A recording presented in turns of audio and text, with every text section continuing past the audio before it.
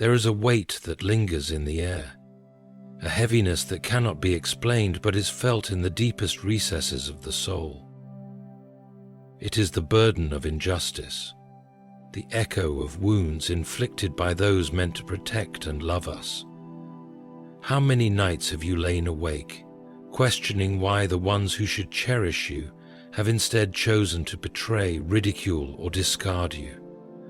How many times have you swallowed your pain in silence, convincing yourself that perhaps this is just how life is meant to be? But what if I told you that no cruelty goes unnoticed, that no betrayal escapes the eyes of the Almighty? Karma, divine justice, moves in ways we cannot always perceive, yet its force is undeniable. There is a law at work, woven into the fabric of existence, ensuring that what is sown must, in time, be reaped. The world would have you believe that some people escape their wrongdoings, that they trample over others without consequence. But what man calls delay, God calls preparation, and when his judgment arrives, it is swift, precise, and unshakable. Perhaps you have been wronged by your own flesh and blood. Perhaps you have watched as they walked away from their responsibilities, shamed your name, or stripped you of your dignity. They took and took, never once looking back at the devastation they left behind. But just because they have appeared untouched by the consequences of their actions does not mean they are exempt. There is no exemption from justice. There is no immunity from the truth. Consider the story of Joseph, betrayed by his own brothers, sold into slavery, and left for dead. For years it seemed as though injustice had won. But God was never absent. The suffering was not for nothing, and when the time of reckoning came, those who had abandoned him were forced to bow before the very one they had discarded. This is the pattern of divine justice. It is not always immediate, but it is always certain. And so, the question is not whether karma is real, but rather when it will unfold. Some see it as fate, some as mere coincidence, but those who have suffered at the hands of their own family know it as truth. It is the moment when tables turn, when the powerful become powerless, when the oppressor meets the weight of their own deed. And if you have been waiting for that moment, if you have been enduring the suffering that others have caused you, know this: their time is coming. You may have been mocked for your kindness, treated as weak for your loyalty, but in the end, it is not the wicked who will stand victorious. Scripture teaches us that the wicked may flourish for a season, but their roots are shallow, and soon they wither. When the storm comes, their foundation crumbles, because it was never built on righteousness. And you who have suffered must not let bitterness consume you. You must not seek to take justice into your own hands. That is not your burden to bear.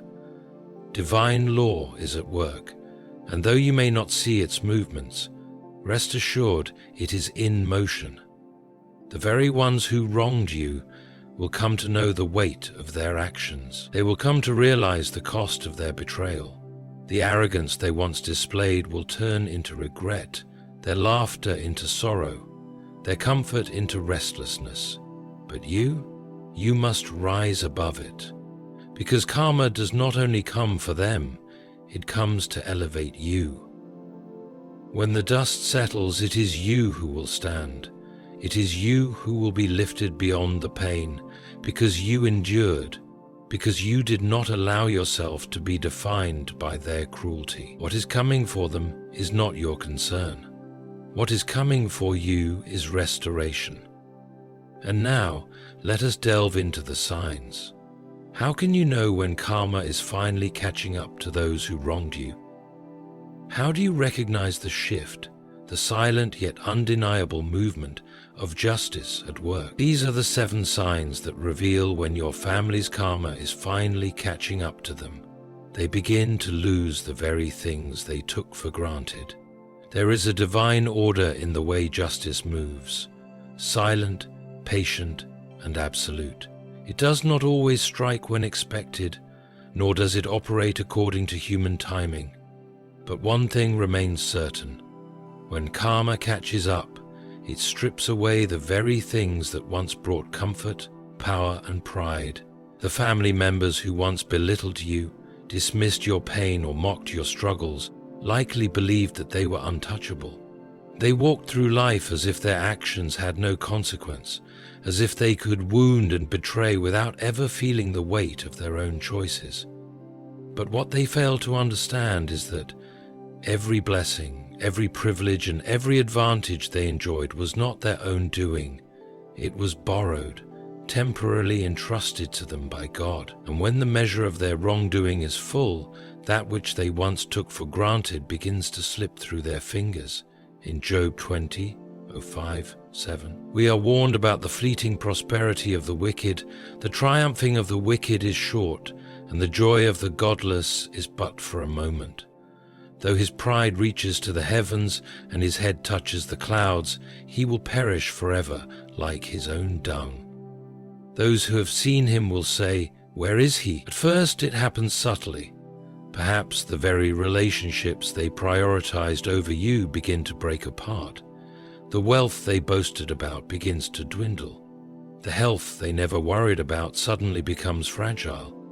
Their status in the family or the community is no longer secure, and as these things begin to unravel, they are faced with a reality they never prepared for, one where they are no longer in control, where they are no longer favored. The story of King Nebuchadnezzar in Daniel 4:28-33 serves as a chilling reminder of what happens when arrogance blinds a person to the source of their blessings. He ruled with great pride, believing his kingdom was built solely by his own strength. But the Lord humbled him, stripping him of his throne, his sanity, and his dignity. He was reduced to nothing, living like a beast in the wilderness until he acknowledged the sovereignty of God. How many times have we seen this same pattern unfold in real life? The very family members who once judged and mistreated you, thinking themselves superior, begin to lose what they once flaunted. Perhaps a sibling who always ridiculed your financial struggles is now in dire need. Perhaps a parent who withheld love and support now finds themselves alone, yearning for the very connection they once refused to give. Perhaps an uncle or aunt who gossiped and slandered now finds their own reputation crumbling before their eyes. This is not coincidence. This is divine order at work. In Proverbs 22:8 it is written, "Whoever sows injustice will reap calamity, and the rod of his fury will fail." There is an unseen hand that governs the balance of life. It is not ours to manipulate, nor is it ours to accelerate. But when the time comes, those who built their lives on selfishness, greed, and cruelty will see their foundations shaken. And yet, it is not only about material loss. It is deeper than that. They may keep their wealth, but lose their peace. They may maintain their status, but feel an emptiness that no achievement can fill. They may still be surrounded by people, but inside they are utterly alone, because nothing external can protect a person from the consequences of what they have done. Psalm 37:35-36 declares, "I have seen a wicked and ruthless man flourishing like a luxuriant native tree. But he soon passed away and was no more. Though I looked for him, he could not be found." When karma finally arrives, it does not ask permission. It does not knock. It enters. It takes away what was misused, what was abused, what was hoarded at the expense of others. It serves as both punishment and lesson, a reckoning for those who believed they could move through life untouched by consequence. And so, if you have seen this happening, if you have noticed those who once harmed you beginning to lose what they once took for granted, know that it is not your doing, nor is it an accident. It is divine justice in motion. And this is only the beginning. They struggle in ways they never did before. There is a sacred law woven into the fabric of existence. What one sows, one must also reap. For a time it may seem as though those who have wronged you move through life without consequence, untouched by the pain they inflicted. But when divine justice begins to unfold, the very ones who once lived in ease and comfort find themselves struggling in ways they never imagined. The struggle is not always immediate, nor is it always visible at first. But make no mistake, when karma begins its work, the tides turn. The once confident and self-assured now walk with uncertainty. The ones who never worried about their next step now stumble over paths they used to navigate effortlessly.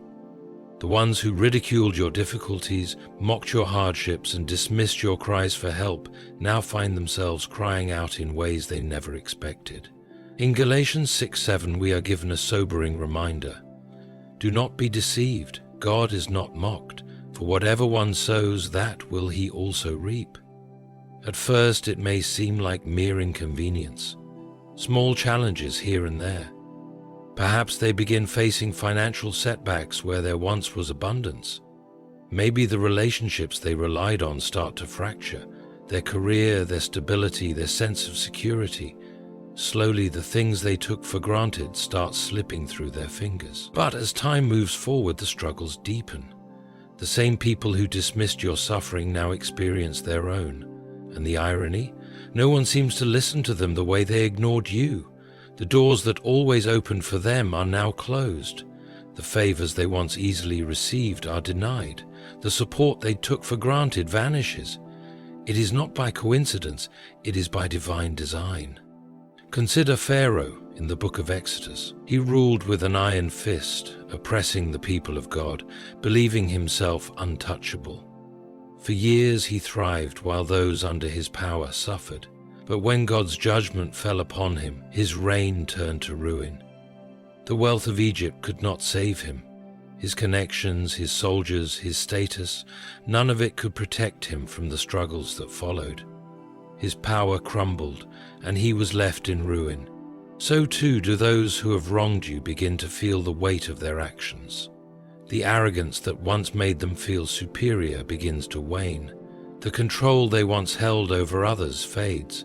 The people they once manipulated turn away, and the peace they once enjoyed, gone. In Psalm 34:21, we are warned, evil shall slay the wicked, and those who hate the righteous will be condemned. The weight of their wrongdoing begins pressing upon them. The people they hurt, the relationships they ruined, the deceitful ways they prospered. It all comes back full circle. The same patterns of pain they inflicted on you begin to manifest in their own lives.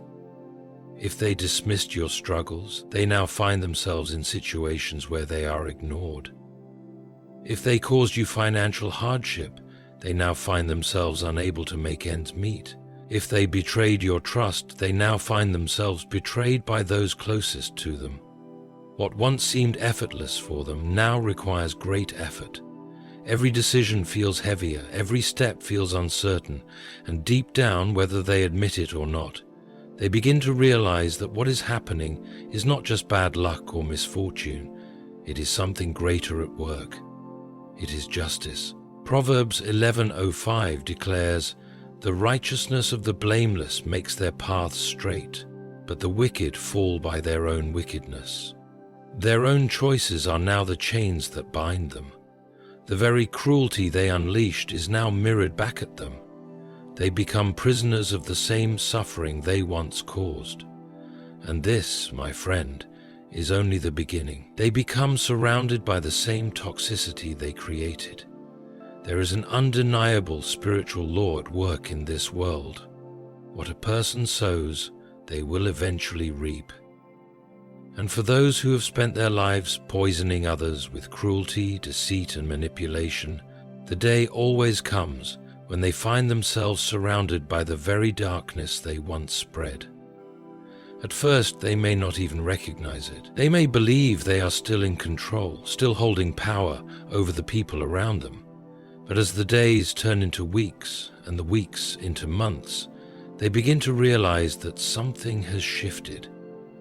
The harmony they once enjoyed is gone. The relationships they once counted on are tainted. The same toxic energy they introduced into the lives of others now wraps itself around them like a suffocating mist. The Bible warns of this in Proverbs 26:27. Whoever digs a pit will fall into it. If someone rolls a stone, it will roll back on them. This is the reality of divine justice. Those who cause harm do not escape it. They become trapped in it. The betrayal they once dealt now finds its way back to them. The disrespect they showed others is now shown to them. The manipulation they used to control people now becomes the very thing used against them. And what makes it even worse, they are surrounded yet utterly alone. There was a time when they had people who genuinely cared for them, people like you, who once offered love, patience, and kindness. But they rejected those gifts, mistaking them for weakness. They mistook loyalty for servitude. They mistook kindness for something to exploit. And so, when karma finally comes knocking, they are left with the very kind of people they once admired. Users, manipulators. Psalm 7:15-16 makes this spiritual law clear. He made a pit and dug it out, and has fallen into the ditch which he made. His mischief shall return upon his own head, and his violent dealing shall come down upon his own crown. Look closely and you will see it happening. The same family members who once spread lies about you now find themselves entangled in webs of deceit.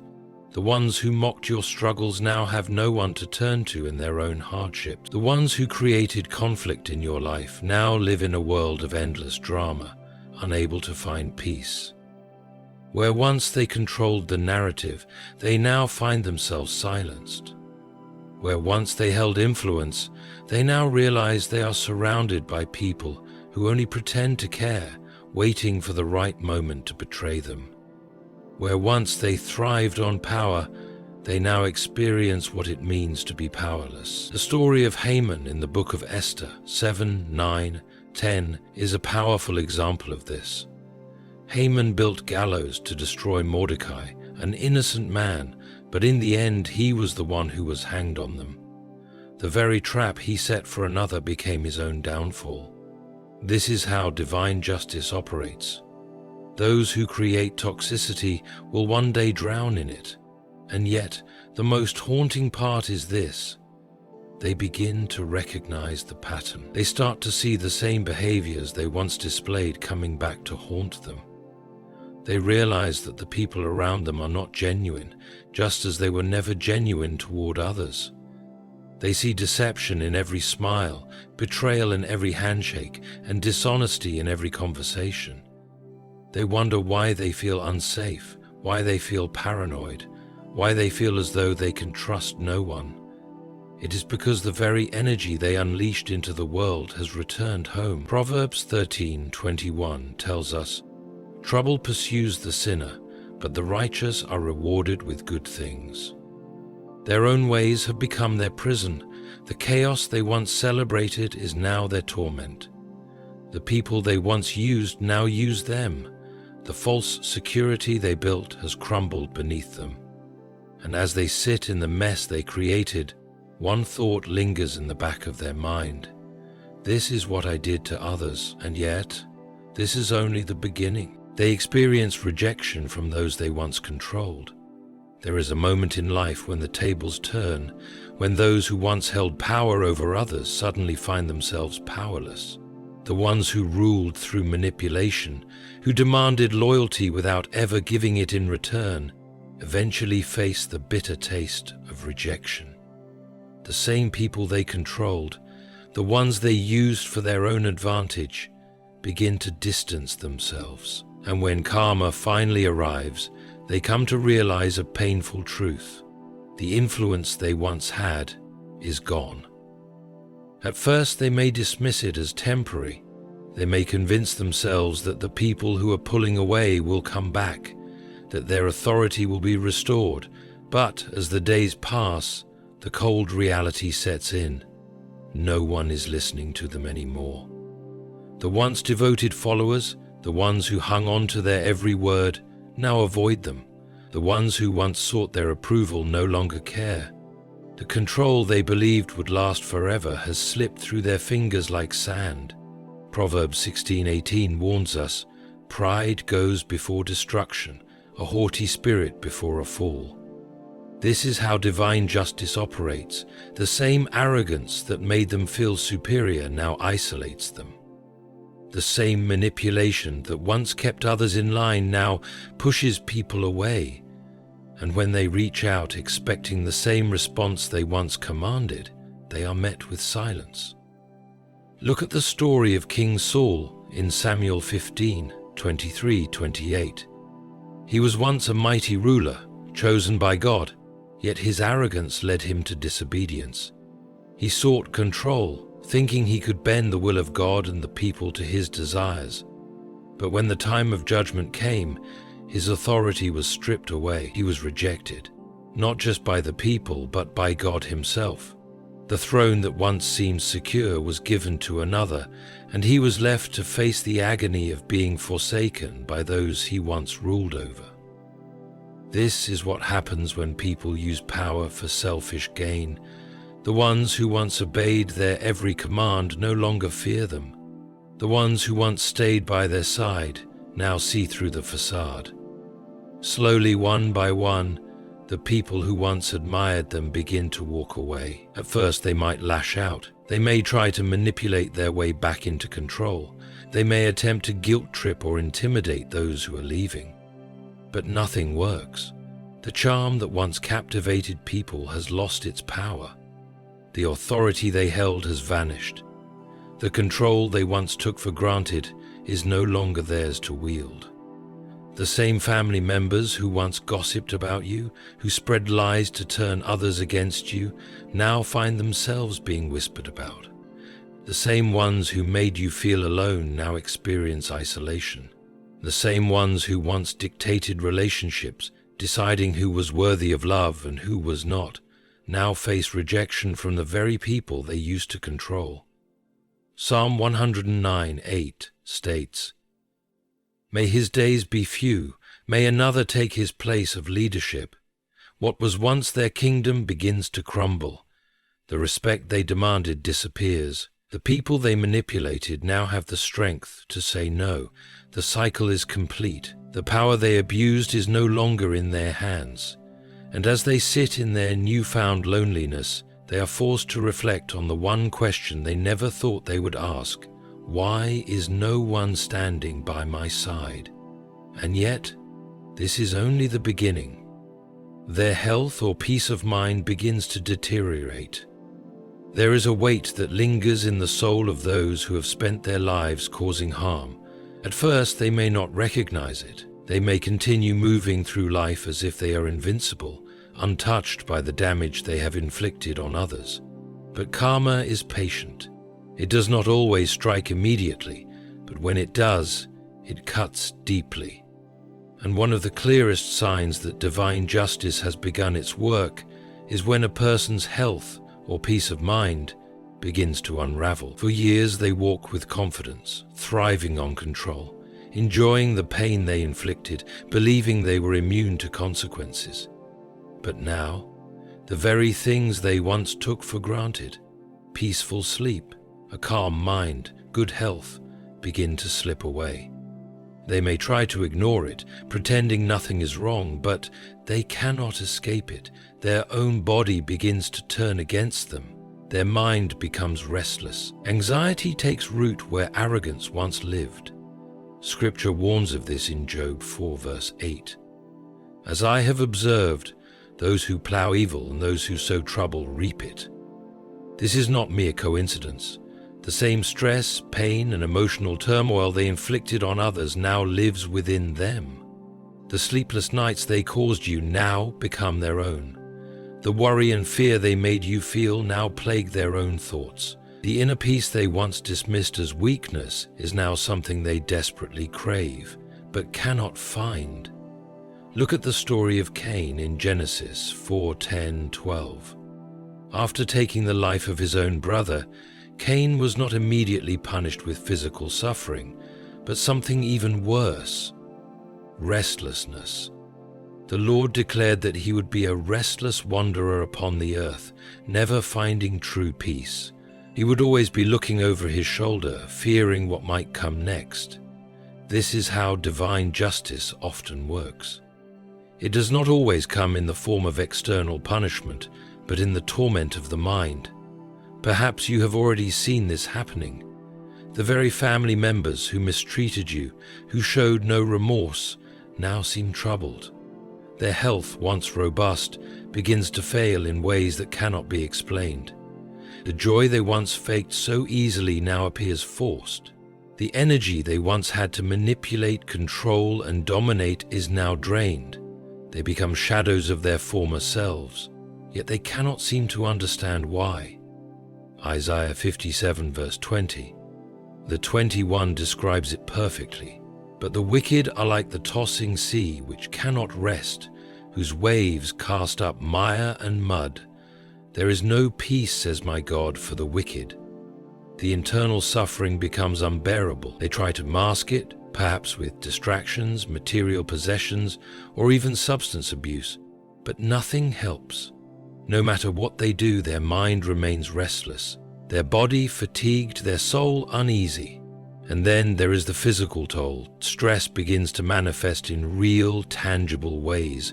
Chronic illnesses appear out of nowhere. Sleep becomes elusive. The laughter they once used to mock others now rarely escapes their lips. This is real stuff too. The weight of their own past decisions sits heavily on their shoulders. They may seek relief in medicine, in therapy, in external solutions, but the true cause of their suffering is deeper. It is spiritual. It is the inevitable result of sowing pain, betrayal, and injustice into the lives of others. Proverbs 3:33 reminds us, "The Lord's curse is on the house of the wicked, but he blesses the home of the righteous." Their once confident strides become hesitant. The peace they once ignored now feels like an unattainable dream. The body, mind, and soul cannot outrun the consequences of their actions, and whether they acknowledge it or not, they are beginning to feel the weight of divine justice. And yet, this is only the beginning. They are forced to confront their own guilt and shame. There is a moment when the past, no matter how long buried, rises to the surface. For those who have wronged others, who have manipulated, deceived, and inflicted pain without remorse, the day always comes when they must face the weight of what they have done.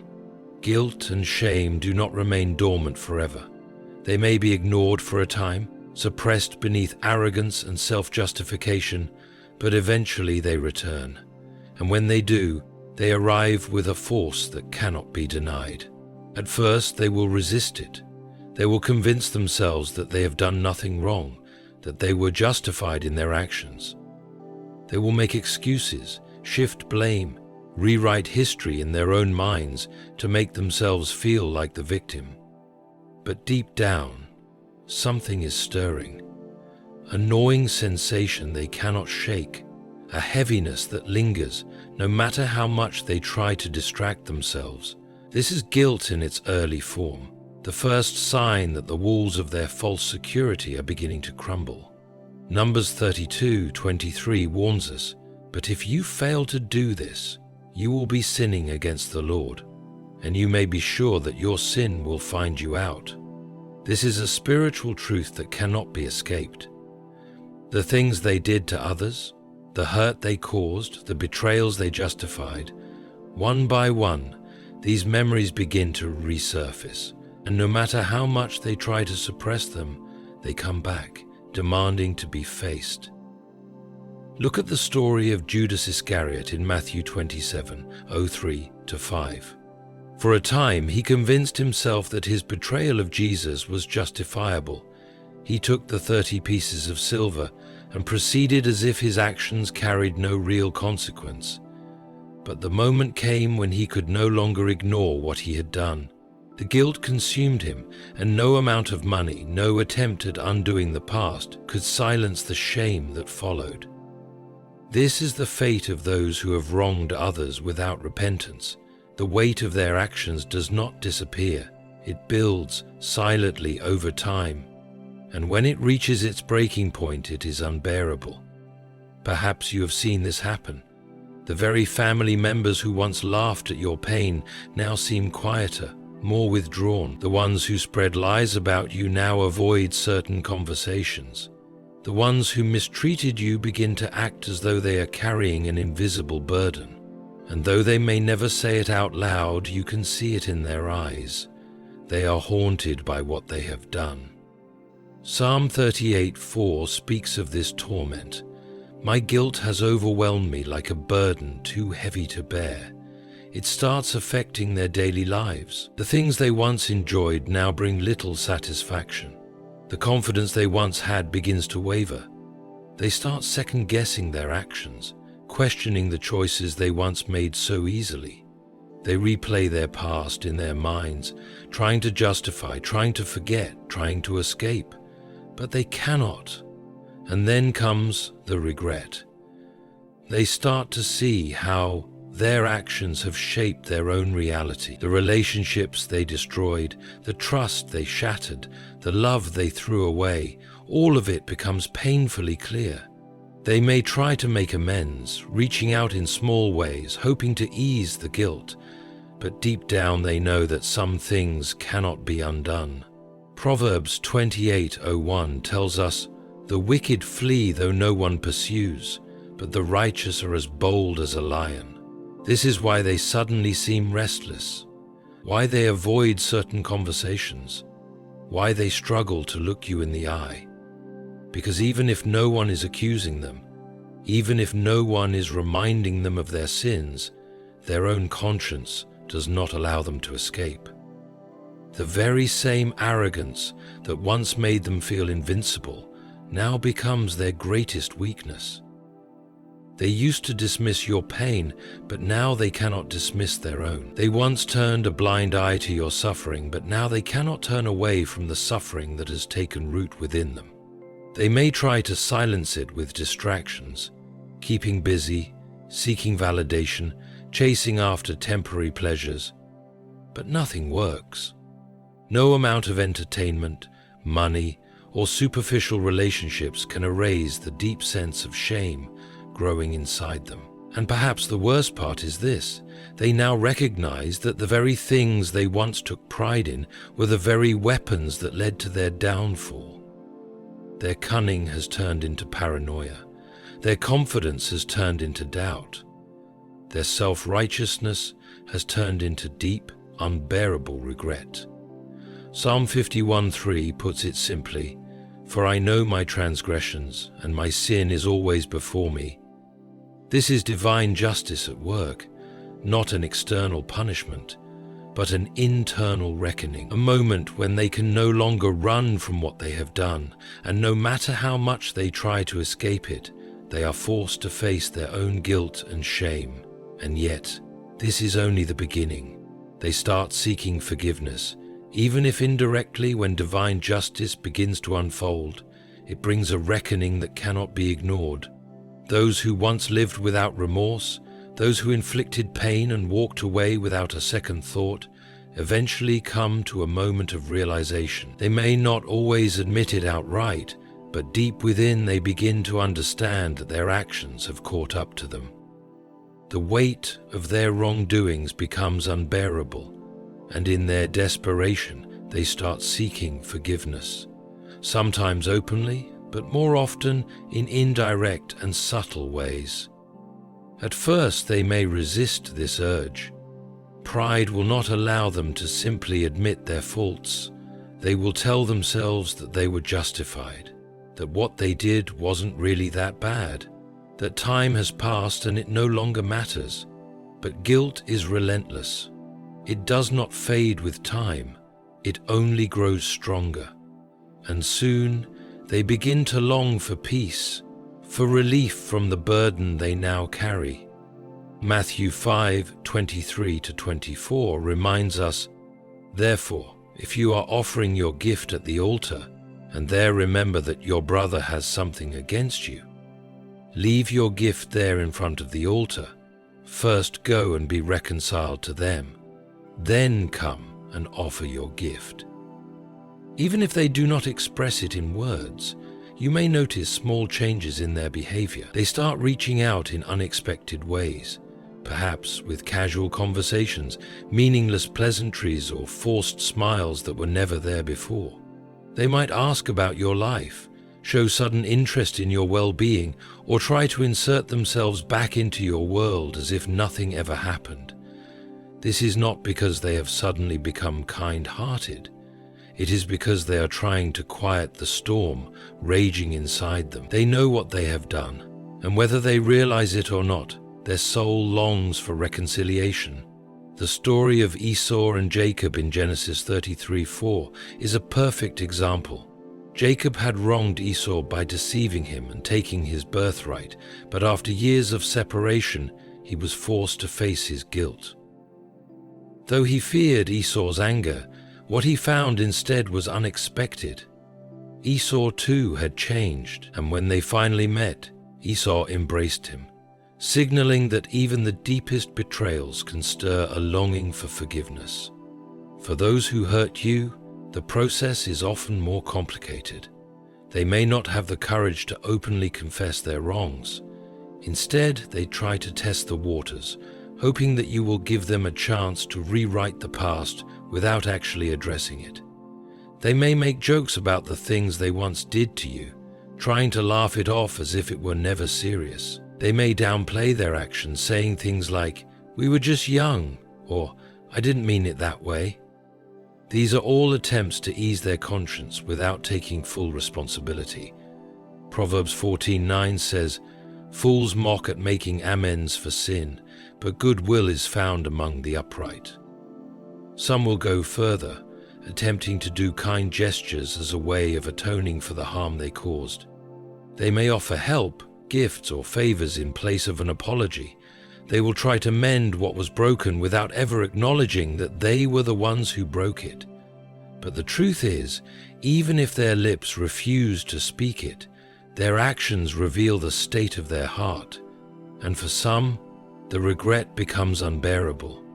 They reach a breaking point where they can no longer carry the weight of their sins in silence. They may finally admit what they have done, whether through a direct apology or a tearful confession that comes after years of denial.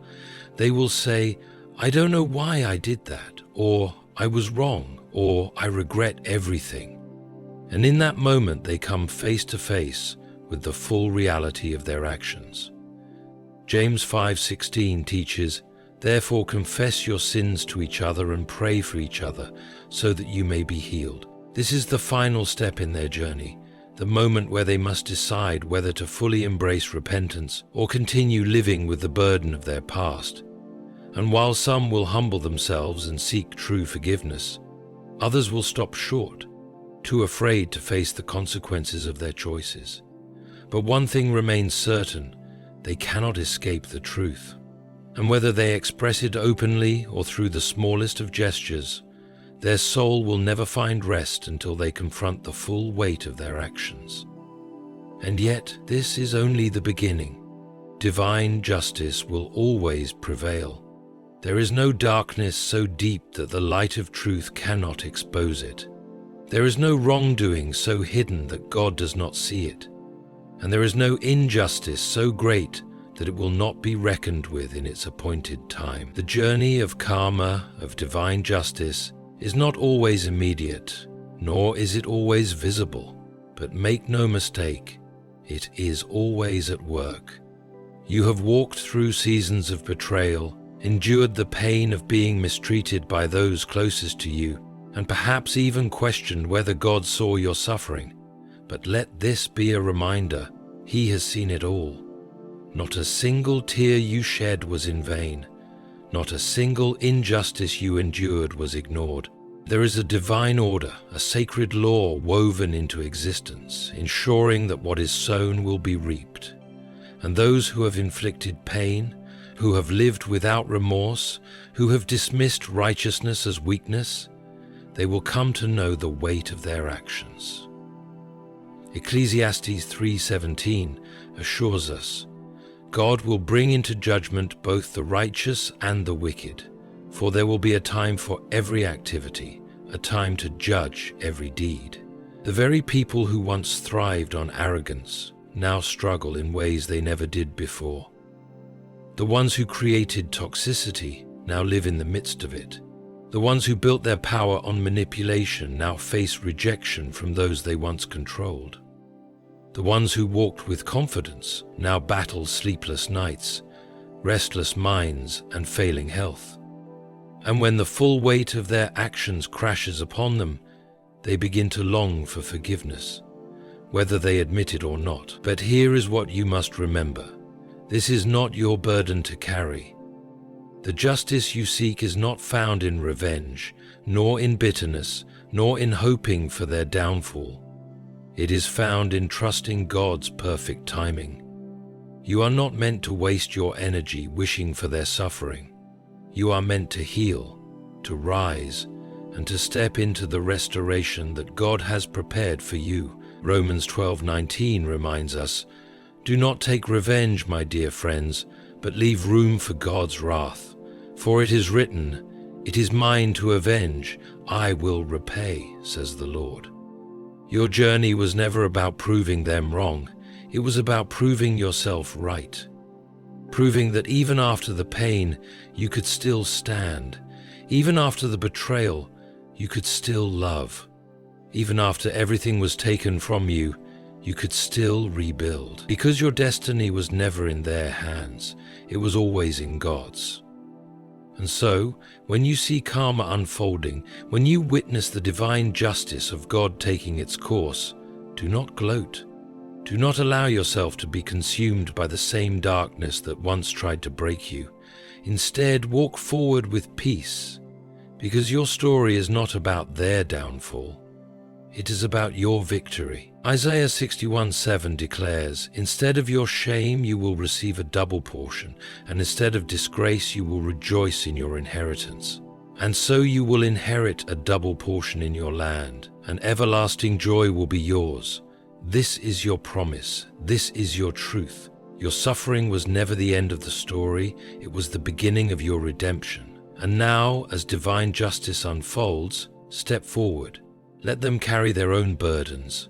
Let them answer for their own actions. You are free. Your journey is one of healing. Walk in it.